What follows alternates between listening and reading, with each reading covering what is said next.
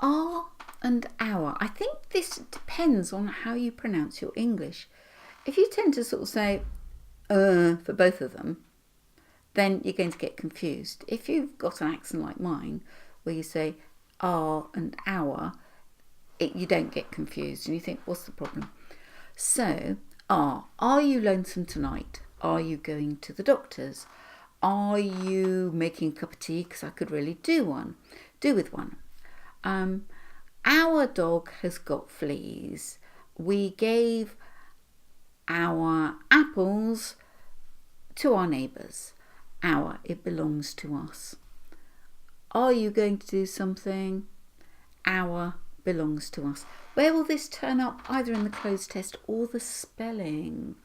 Because that could really throw things. Because then it makes it difficult to understand. If they have something completely off like that, it can make it difficult to understand the sentence. So you spend some time trying to work it out. See you soon.